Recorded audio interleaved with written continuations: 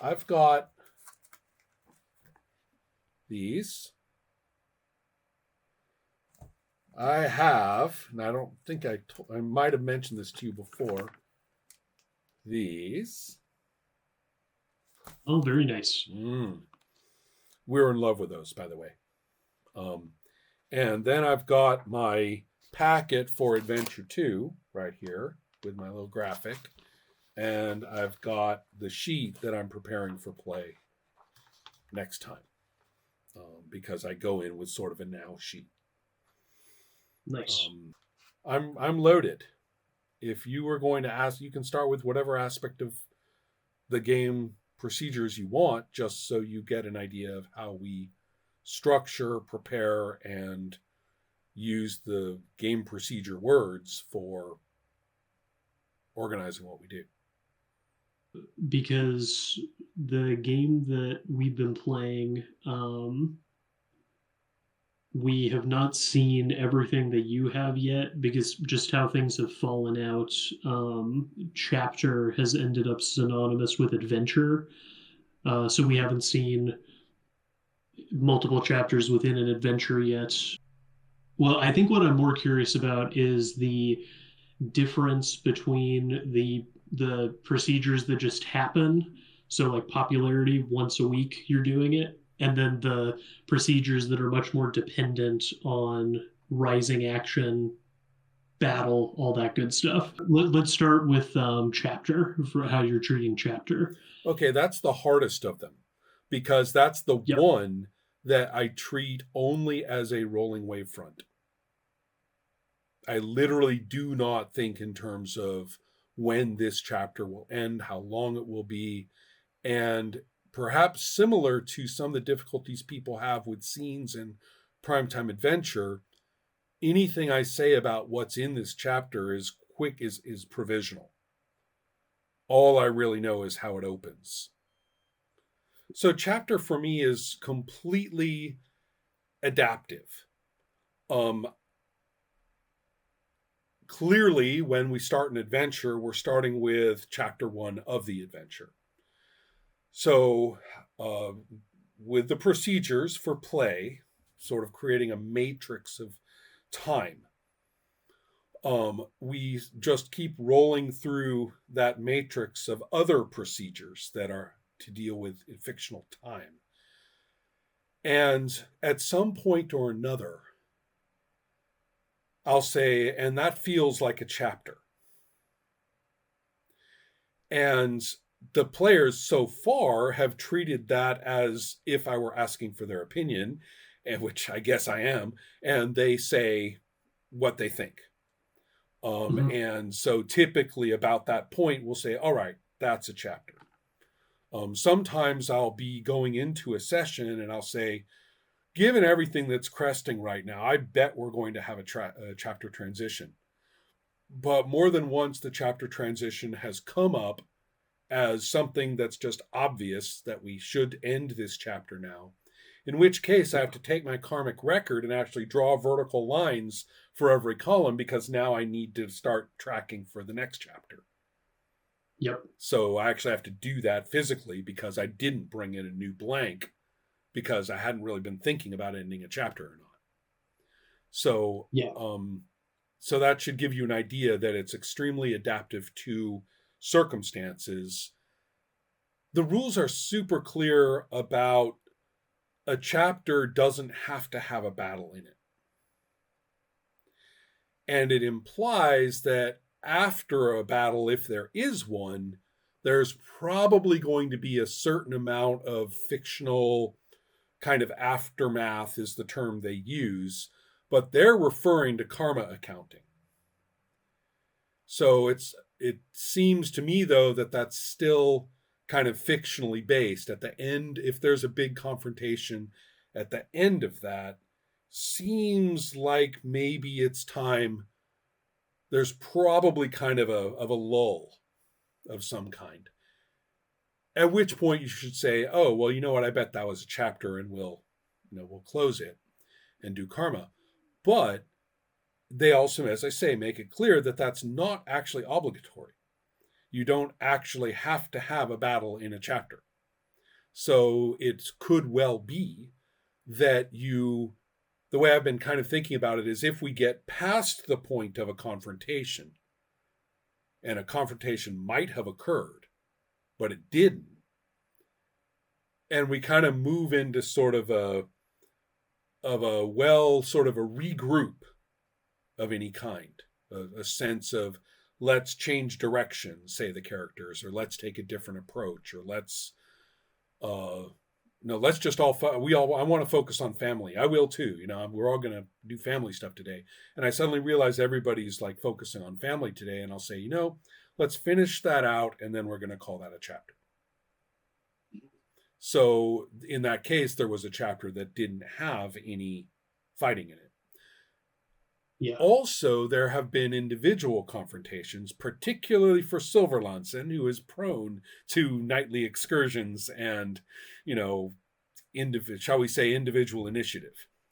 And so in that case, whether that's good enough to call a battle, well, so far, the 2 times that's happened, well, no, the 3 times that's happened, I think one of them, it was a big enough deal that we did call that the end of the chapter, or worthy of aftermath, and then the end of the chapter. But the other 2 times we said, no, that's still development. We didn't feel like that little fight was kind of resolving or creating a difference in perspective. It just actually contributed to the reactivity of everybody around it. So does that help a little bit that the chapter is incredibly soft, both in content and in length and in what's the word I want? Degree of, when I said content, I meant degree of confrontation. In terms of aftermath, we had a big battle, which we knew the chapter end was coming, but there was like one very not telegraphed, but we've been rising to it, like a personal scene that had been scheduled and that was on the calendar. And I think we did Karma, and then we kind of looked and we were like, actually, we got to do that scene first. That's got to be in there. Right. Yeah. So that makes a lot of sense. And I think that I've been a little surprised at how much group agreement seems to be involved in the perception. Like last night, for example, when we played, I was thinking, wow, we've done a lot. This could be a chapter. And I got sort of a big old, you're kidding, no way around the table. Nice. And they said, yeah, we did play. There's been a lot of events, but no, this is we can feel things breaking. Things are about to break.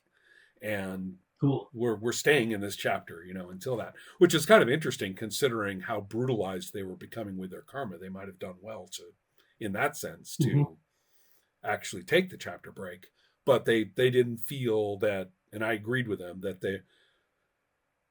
it really didn't look like a chapter, right?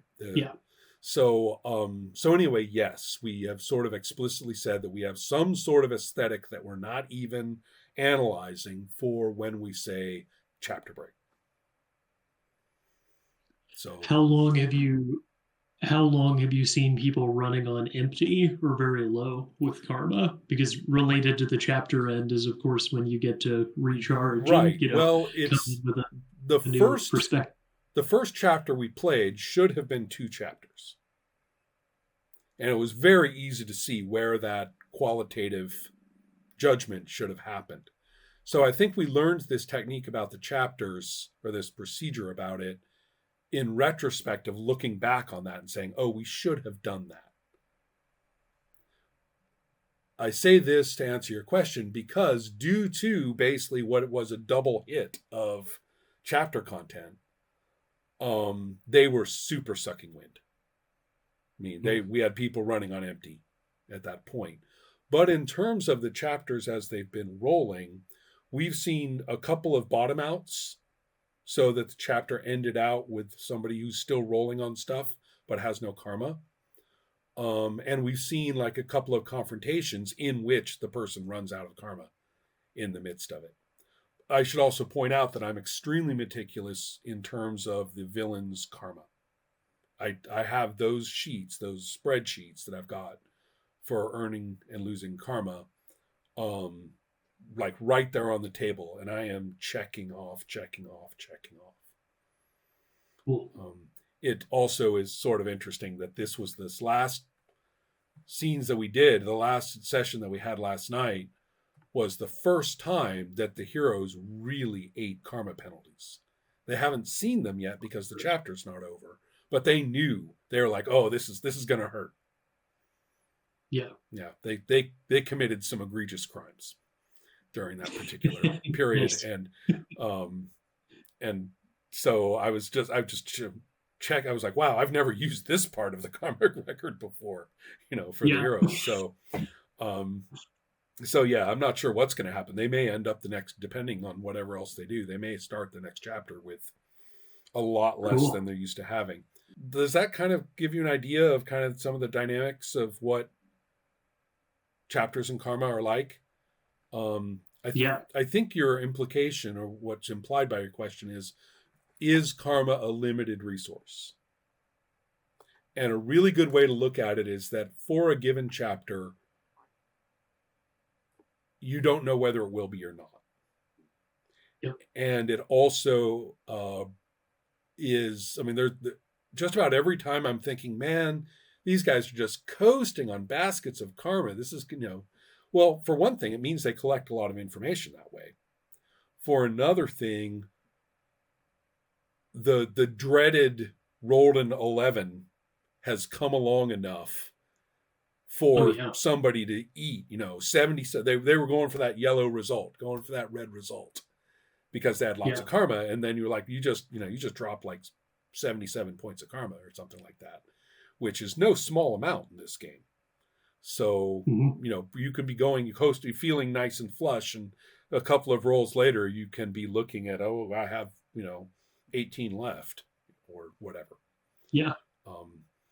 So those are all considerations. Yeah, I think karma is interesting too, because I think it has pretty minimal fictional content in the text. Correct. And so it's something that you get to play with and develop. And I want to ask you about this, and preparatory to it, I'll share two kind of emergent moments where we played with karma. My hero and David's hero were collaborating on scientific research for the first time, and kind of getting, emotionally involved with each other in a way that we hadn't, up until that session. And David said, well, we're probably creating a shared karma pool here, right? And so now in this moment where we're kind of becoming a super team, where that's getting nailed in, with this other procedure. And there was another moment where during a battle, a villain died. Not my fault. I did my best to save him, right? And I was thinking my character is feeling kind of bad about it. But when the next chapter opened, I had lots of karma because I hadn't killed him. I hadn't bottomed out my karma. And so I realized, like, I feel bad about it, but not in a way that is that having that karma sort of nudged me towards a different emotional play with it. I felt bad that he died, but I'm not. In a way, it's kind of like we look at your character. We look at your character, and they've got that little line right there by one eyebrow, right? And you're like, he felt that death, and the karma sort of is your sort of represents, it's not a fictional thing, it's a judgment thing. We look at your character and it's like you've got the weight of that, that's going to be powerful for you. You're going to mean what you do. And I think that is what a really good role affecting resource of that kind can be, because I've seen them work and then I've seen them not work. I mean, the most egregious not working, the one I've never felt worked, never liked, never enjoyed in play, are fate points. Mm-hmm. Whereas all the way over on the other end, Alan Barclay he'll fight you about James Bond 007. He's like, no, those resource points are gold. They are very important. Can't play without them, and you almost never have them. Go figure. Right. Right.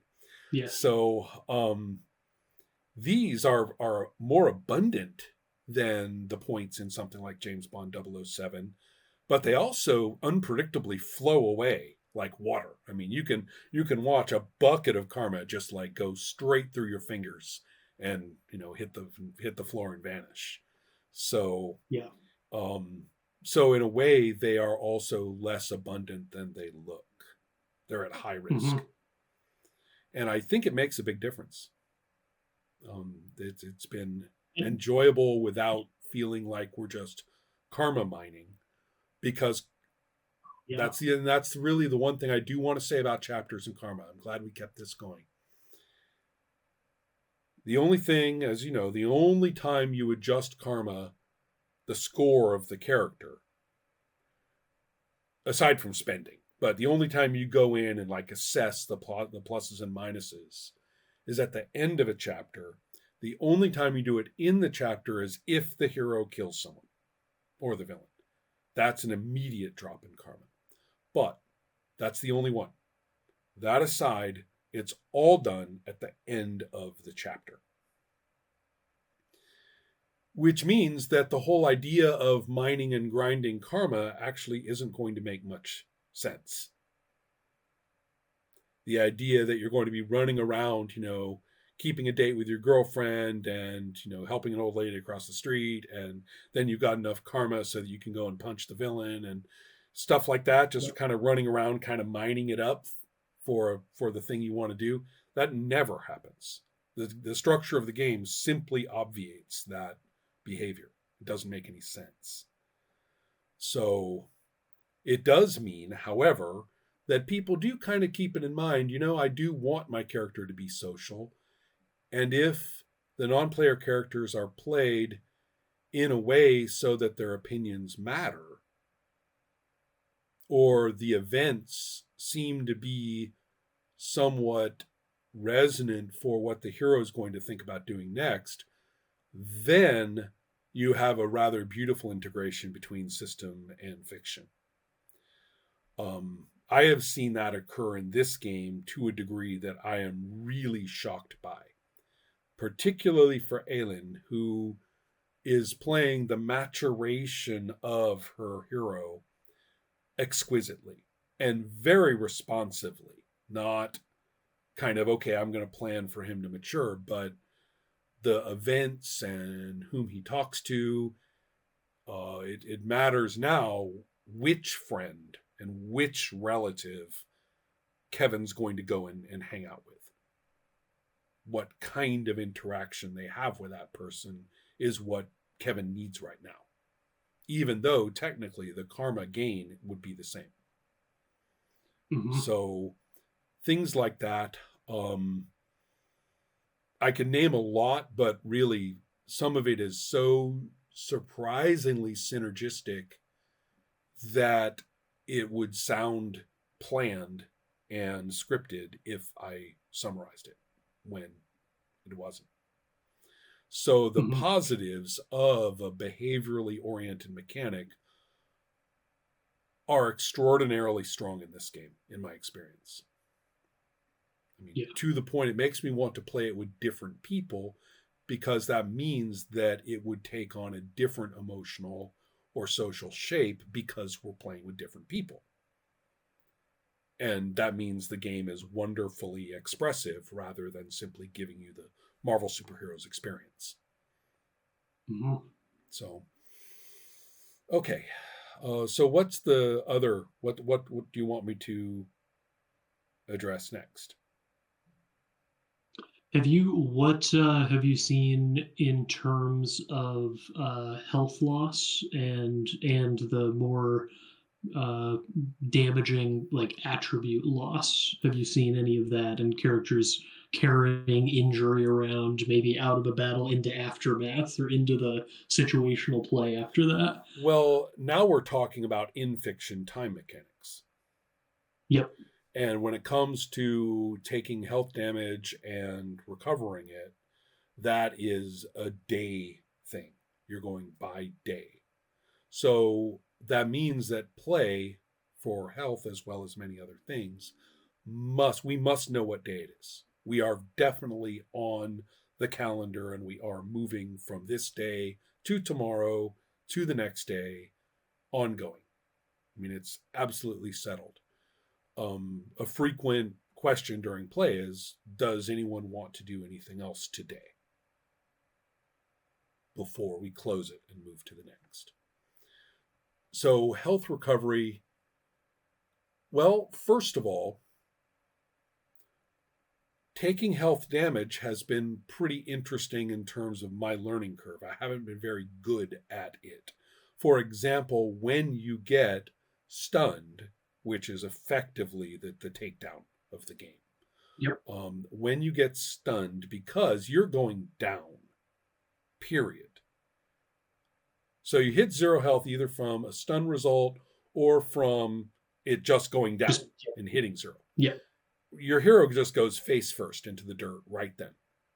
They just do. There's no way around it. Down you go, thud. And then you make an endurance check. If you don't make it, then we effectively consider you out until I say so, which is probably a really long time. Yeah. If you do make it, even then, you roll for a number of rounds, that you'll take to recover, and you're still going to be out for a while in the fight. Yeah. And in some cases, we've seen like someone roll a 9 on a D10, and that's 9 rounds. So you are effectively, out anyway. In all cases, when you wake up, you're supposed to get your endurance numerical value back as health right then. And I didn't do that for a while.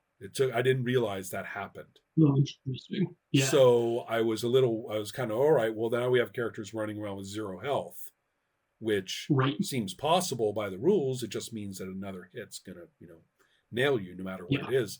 But I realized that I was wrong. You actually should get your health back. I mean, your endurance back. So to answer your question, this was a long-winded way of saying, well, I have limited amount of play in terms of doing it right. Mm-hmm. So I still want some more sessions and battles and stuff before I feel like that. I have been quite brutal. Silverlanson is defined as, she's got a poor endurance, but she has regeneration.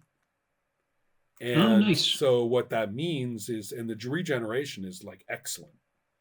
So therefore, her health recovery per day is remarkable, right? So she has poor endurance in terms of rolling it to do anything, but she is fine. I mean, she got shot point blank in, that first adventure, and in 2 days she was fine. Whereas if, let's see, in the latest week, one of the encounters that I made and which Vrinivi Vinden rolled, or I rolled for Vrinivi Vinden, was that his equipment actually had neurological feedback, which did damage to him. Oh, cool. And he ate 40 points of damage because that's the power. His own mental force is 40 points. So he eats 40 points of damage. And he's only got, he's got an alter ego because he's a high-tech wonder. And cruel as I am, I say your devices don't mean shit in terms of you're not getting the endurance you get from your devices for purposes of recovery from this damage. You've got your squishy self recovering, not, your powered up device self. So he's only getting 6 points back, typical endurance per day. So he's walking around, wounded. In fact, Vrinivi Vinden was a little reluctant to jump into the proposed direct action that Silverlanson was proposing, partly because he's like, ow, ow. Yeah. Now, Yeah. the very same day, interestingly enough, I also rolled for one of my brutal things for Silverlanson, which was that I said, well, this is a health relapse. I just basically dropped her to health 0 right there in the middle of the day. And that was the encounter, right? Basically, you have a crisis. Oh, cool. Now, as it turns out, of course, I knew she has regeneration. So she basically, hits the deck, struggles up, suffers through the rest of the day, but does regenerate. So within, I think it was a couple of days or a day or two, she actually was fine again. Cool. So, Cool.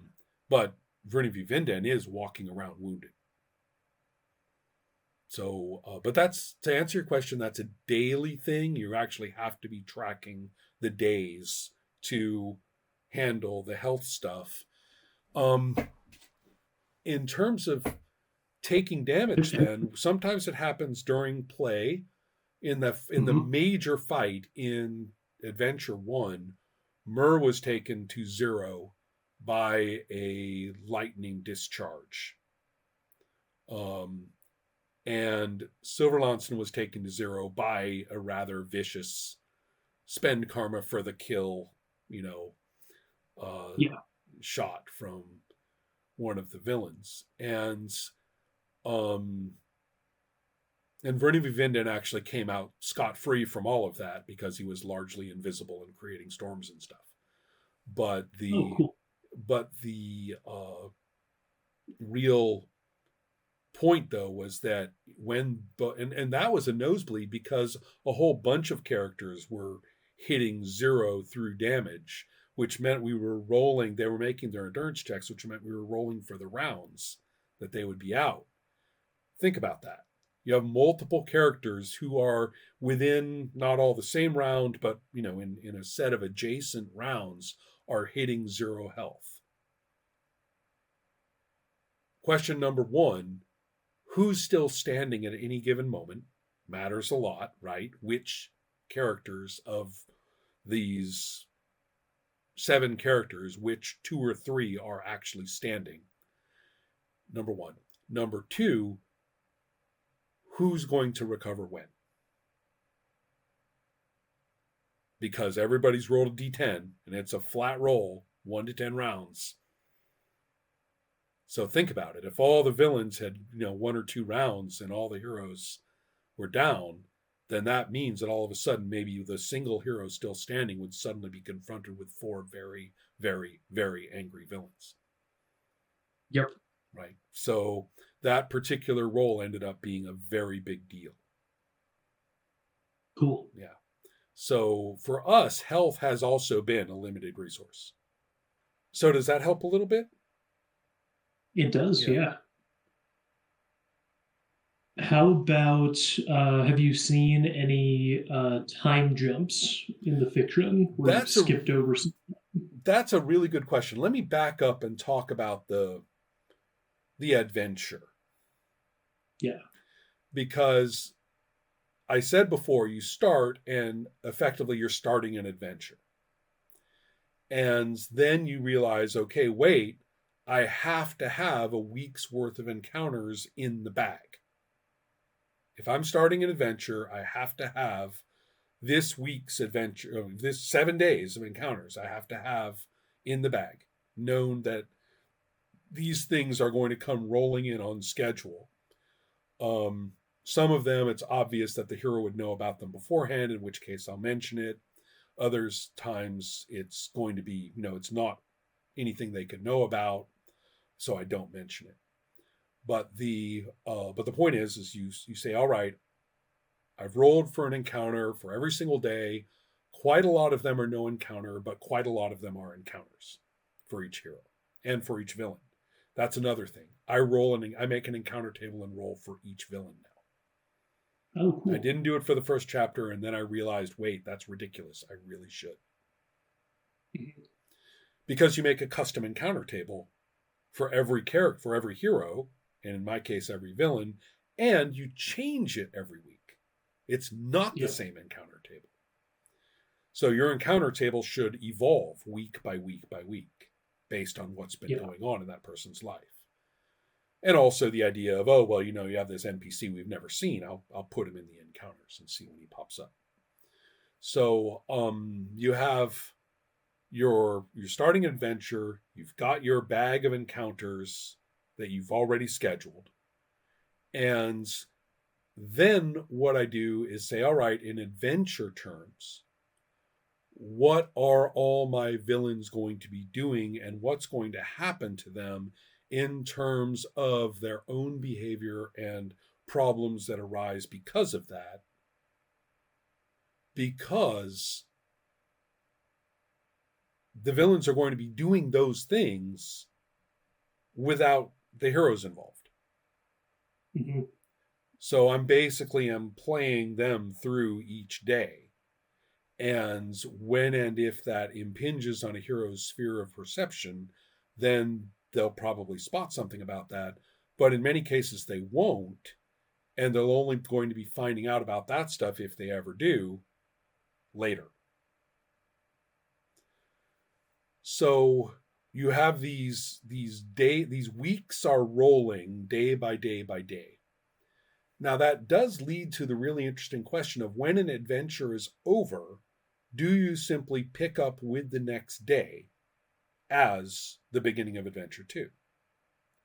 And the only way that makes sense to me is if, because I'm making the encounters, I'm making the encounter table, and they say that it's up to you to make the probabilities of that encounter table too. It's not fixed. So I could say 1 through 9, no encounter.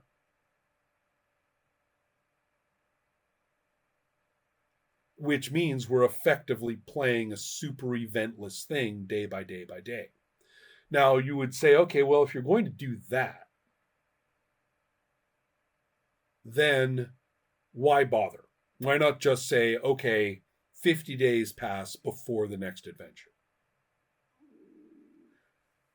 We haven't done that yet. We're in the middle of the second adventure. We haven't done that yet.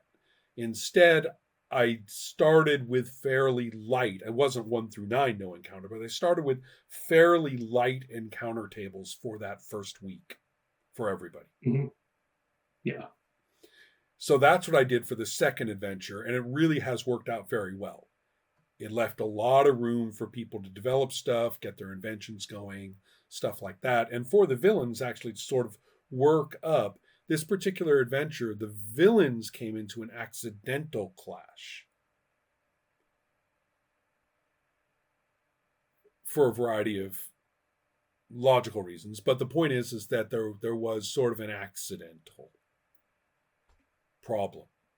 But it destabilized both villainous entities / groups.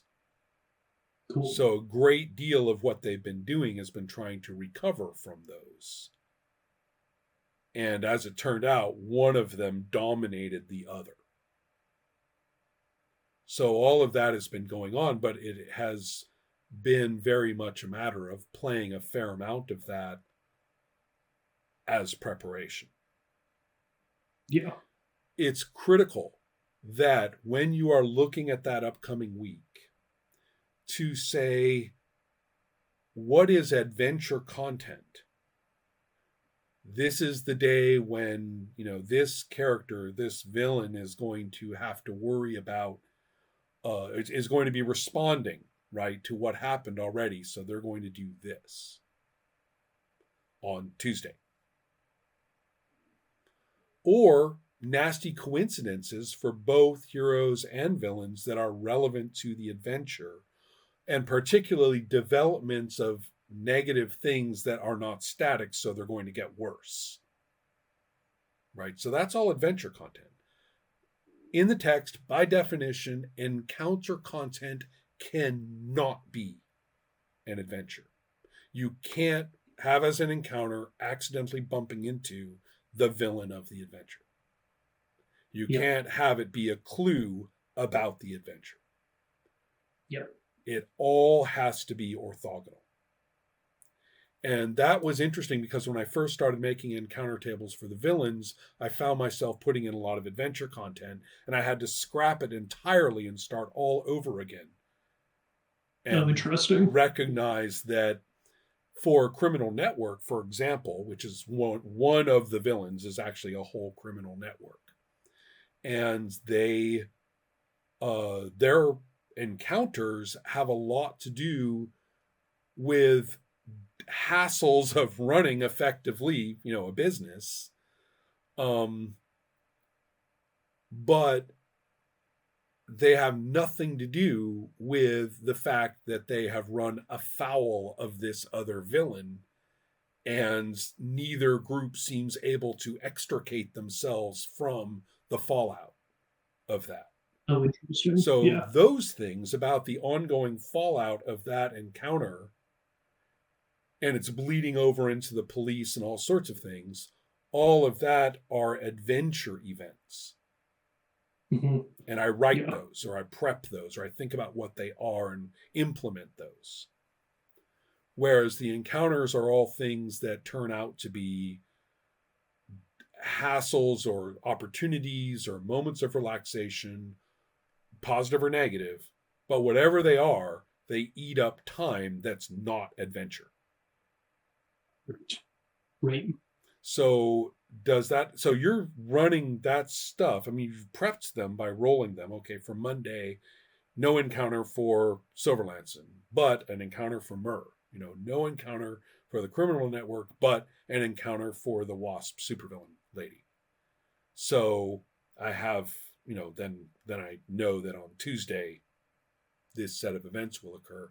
But I also have to think, all right, given all the events of play so far, what's going to happen on Tuesday? So that means my adventure planning, which is I now do, for the week. Yeah, but by the time we get to Monday or Tuesday, most of that is, scrapped, and I have to, cross it out and write in other things because of everything that's happened. Right. Cool. So that becomes more of a rolling adaptive thing, but you kind of have it in mind at the opening of the adventure, or of the week, I should say, what is going to be rolling in place when we start this week. It may be a little bit confusing in the sheets that I'm providing because in Sweden, the week begins on Monday. So all calendars are set up as Monday through Sunday. So nice. Yeah. So now I'm, I think, and when I say Monday, I actually mean the start of the week, whereas in the States, I would say Sunday. Mm-hmm. So anyway, therefore, I think it makes sense now to kind of expand out to the highest level, which is actually the first thing someone should be thinking about, which is, well, then what is the adventure? And I am just going with my preferences and long-term habits from role-playing superheroes, which is, how has somebody that we will, for game purposes, game mechanics, call a villain, how has their life just changed? Interesting. Yeah. That's what we're doing. And so in this game, it is very clear it is the precise opposite of DC Heroes. In DC Heroes, by definition, you get fed clues about the crimes that the villain is about to commit. And there are lots of roles and things about getting there in time and stuff like that, or whatever. But it is predicated on, you have a chance to stop the villain. If you have no chance, or your decisions land you with no chance to stop the villain, the game master is supposed to fix that and make sure that you do. And if, however unlikely, you end up not defeating the villain and foiling the crime, then by definition, that becomes part one of a two-parter.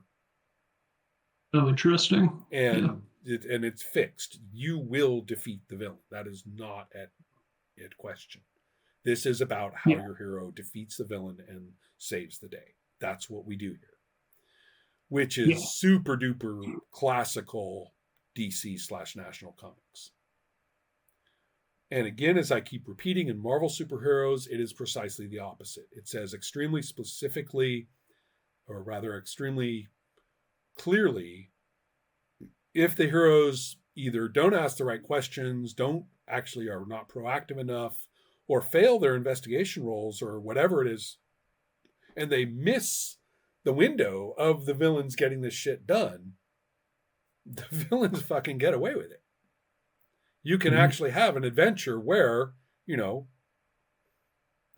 win. And I don't mean a chapter, I mean an adventure where they win.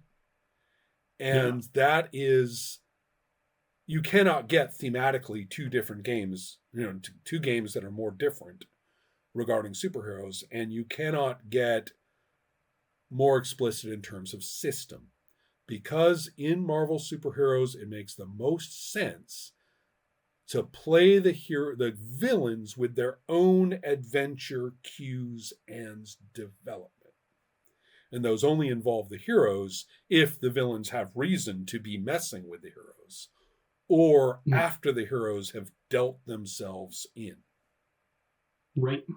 Otherwise, the villains will proceed with their problems and their plans. Mm-hmm. So that is really the way that the adventure makes sense. So I say, all right, what interesting characters who in game procedures are designated as villains, how has life changed for them just now? What are they going to do about it? And then I make encounter tables. I make adventure tables that are more about what the villains are coping with. Or adventure events that are more that give me an idea of what sort of things are the villains either going to be running into or what things that they are now able to accomplish. For example, I might begin with a villain working on an invention. Therefore, they have to go through the invention rules and everything as they work on the invention day after day. But they're not going to go do their thing until their invention is done. Well, now they have encounters, and, their aunt shows up, and they have to put up with their aunt for 2 fucking days. And it's kind of hard to work on your invention, right?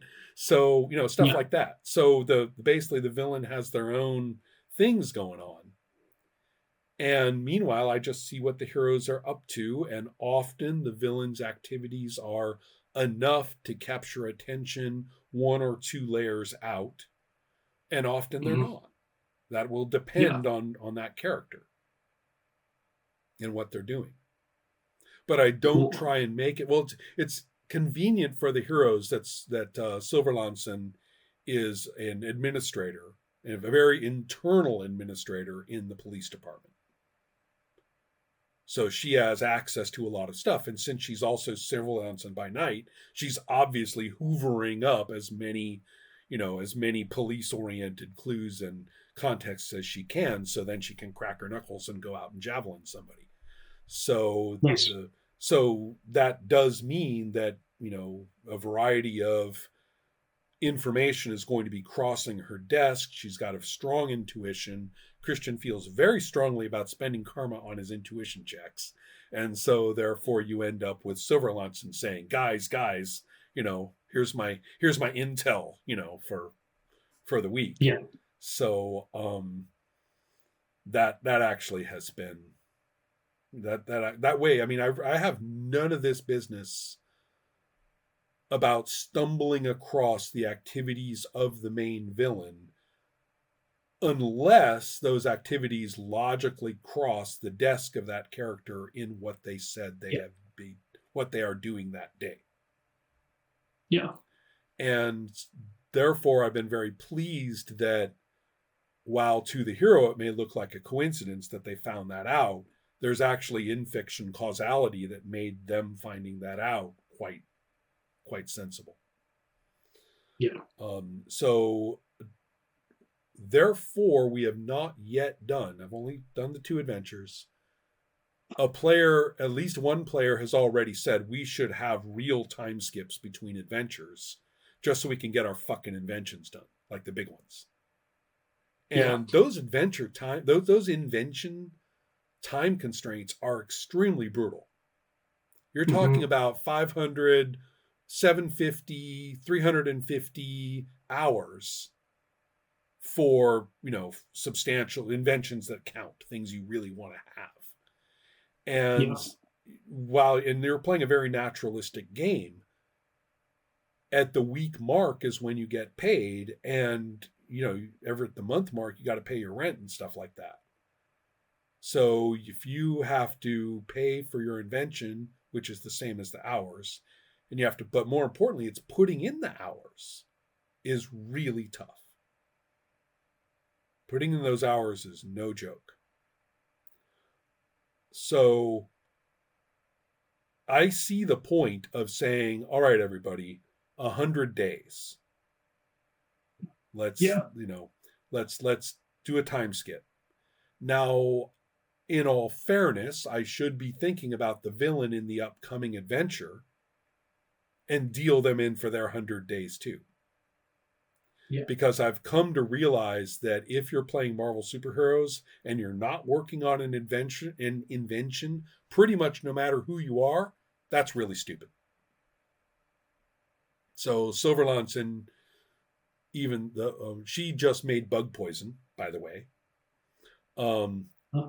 But I was thinking earlier that she really ought to just have a floating, ongoing upgrade to. She has regular javelins, and that's the only event. They're made of really good material, so therefore they do remarkable damage, which is pretty good. But she could be working on getting them, making javelins that do amazing damage. She could. Interesting. Yeah. And so it is a little interesting in thinking of the comics characters and saying, wow, how many of those are things that they rolled and how many of those are things that they invented over the long haul.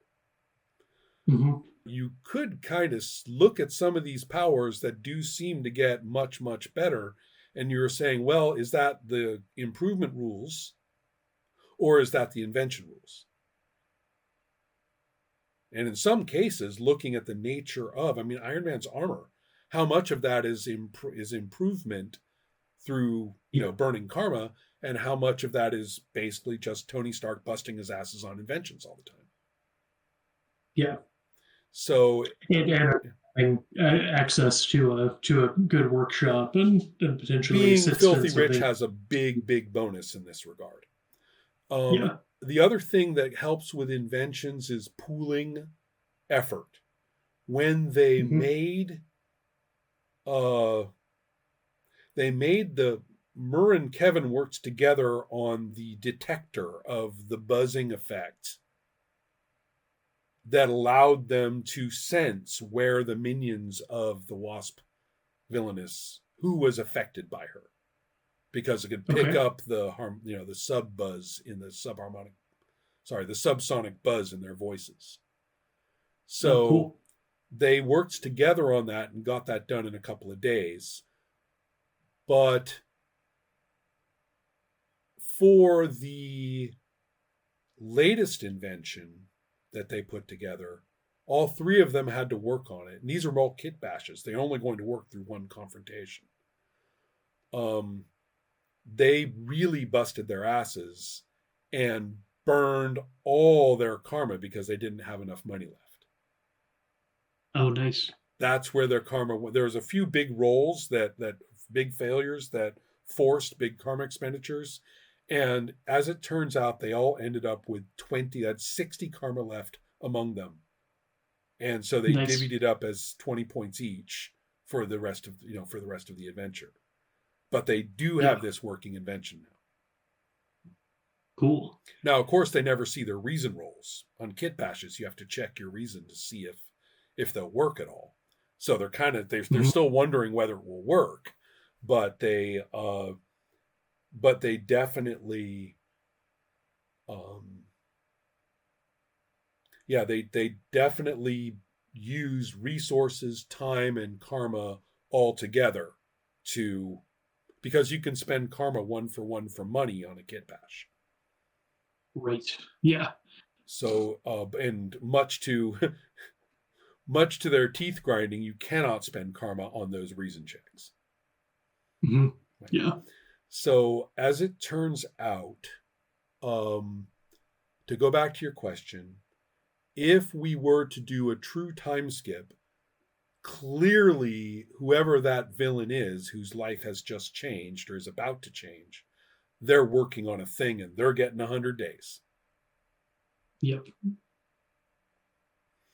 So that's the one thing that I would make sure isn't really skipped for both heroes and villains. Mhm. Yeah. Yeah. But we could just treat all the income as just a wash.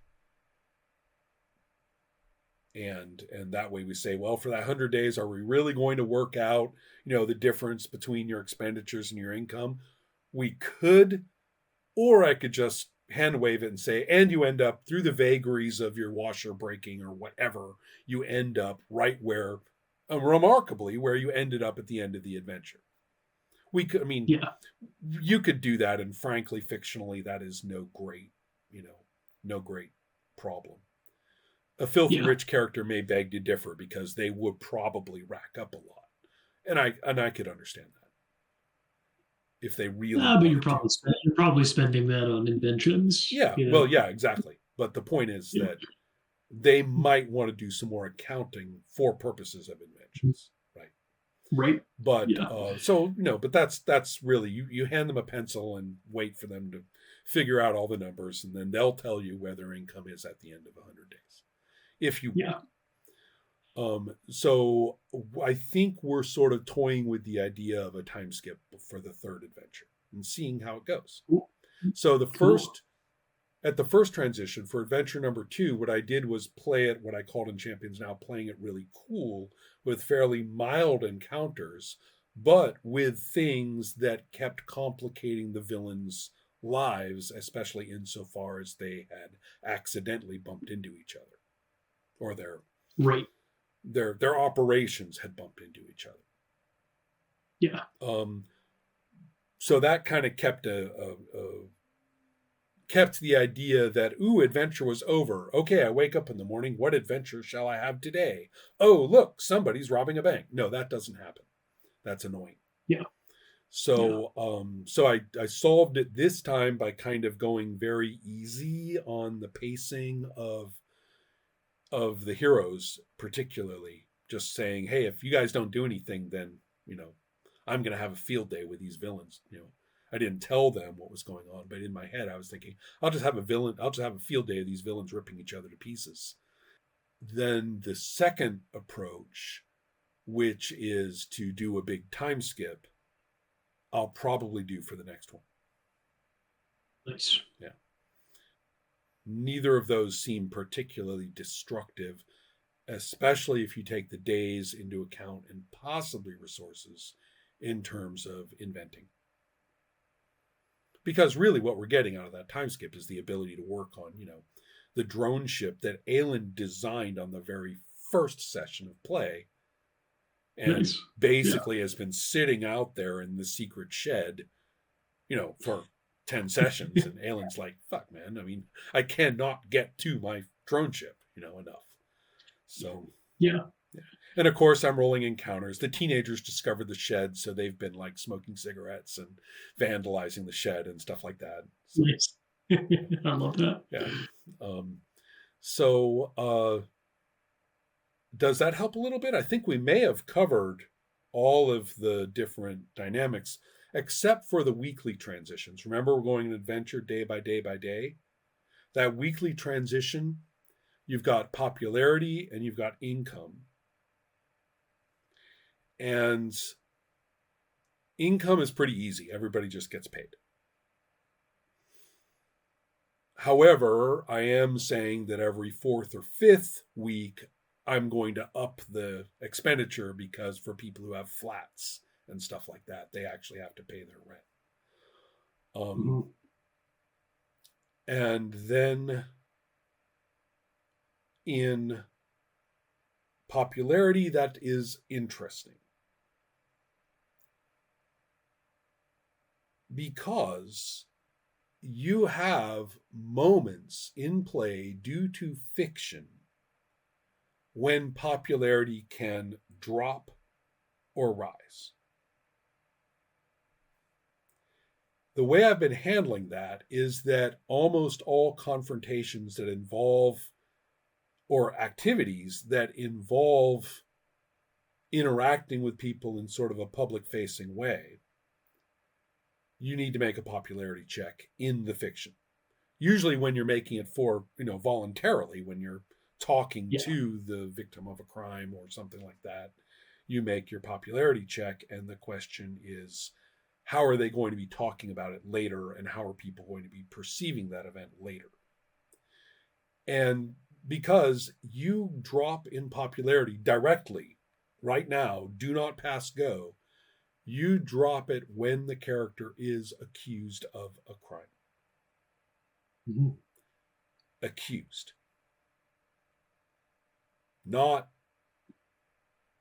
tried, not convicted, not proven, accused. Well, I don't want to just run around saying, I accuse you, I accuse you, I accuse you whenever I feel like it. I'm letting that roll from the popularity checks that they're making in the course of actual play. Yeah. So in that first nocturnal crime stopping that Silverlanson did, she heroically stopped the crime, but she failed her popularity check, so the victim was terrified too. And that was the popularity check of talking to the victim. It wasn't an abstract popularity check. It was an interactive moment in play. Well, Right. she failed it. Well, that means that the victim's going to be screaming that Silverlanson came in and tore up the joint, and she was terrified. Yeah. Yeah. So she's been, logged now as accused of a crime. So wham, Silverlanson dropped 10 points of popularity right there. Yeah. Similarly, if you did the opposite, then you get, count them, 1 point of popularity improvement. Yeah. you should watch the session. I said, okay, 1 point of popularity, and Christian kind of looks at it and says, Got a ways to go. well, and yeah, here we go. On the other hand, some enormous thing where you're praised and praised and praised, you can get 10 popularity, but maybe in some other game. But the deal here is that those are when your popularity literally changes. That's not the Mondays. Those are in the game, in the moment, basically damage taking or improvement based effects. On Mondays, if you've been doing things that would be addressed by the media, you roll your popularity. And even if you get any success at all, you look good. Awesome. If you don't, then you look bad. They make you look bad. Or it doesn't get reported. And I realized in the last event, Silverlanson failed that roll, the Monday roll, after she had actually done things that were popularity successful. But they're being reported, right? They were media oriented. But there were reasons for the police to shut down that particular set of events in terms of what could be reported or not. So therefore, her failed popularity check on the Monday, which is a much more abstract role, I said no reporting. So she didn't get smeared. Yeah. Interestingly, when she scared the woman and her popularity dropped, she actually made that roll. So she didn't get reported in a bad way. So you see there's two reversals there. In one, you scare the person, you lose some popularity, but you make the Monday popularity check. There aren't social repercussions for it in terms of the public. Granted, the police are you're now a person of interest, but it's not all over the place. Whereas the other way around, She does something. She's very heroic about it. She makes the popularity check. Everybody involved is like, oh my God, Silverlanson saved us. Yay, yay, right? And so and she gets the 1 point of popularity anyway for this. But then the Monday comes around, she fails the roll, and I had the choice of whether she's going to get smeared or whether there's going to be nothing. I looked at the circumstances of the event and I said, oh, the police are never going to let that hit the media. So no report in that case. So you see how those two things are a bit independent. You've got the popularity checks as interactions, which in many cases, not always, but in many cases, will actually increase or decrease your popularity. And then it's the popularity check, which is just a flat roll for how the media deals with it. That's a Monday event. Yeah. So cool. Those are the things. You've got your adventure. You've got your events that occur logically as the adventure proceeds regarding adventure stuff, villain stuff, hero stuff. And then you've got the encounters, which are orthogonal to that. And then you've got your weekly and daily check-ins, like daily check-ins for health recovery, weekly check-ins for popularity and money. So those are in fiction fixed things. And the only soft thing in terms of all these units is chapter endings. Yeah. So that's kind of how it's been worked out. Gone back through the text, and I realized that whatever their intentions may be, what we're doing actually matches what the instructions say. Particularly because the instructions are so wide open as to the success or failure of the entire point of play, which is, are our characters going to be, serving the public good? Yeah. Along with other issues like, do they stay sane and social and stuff like that?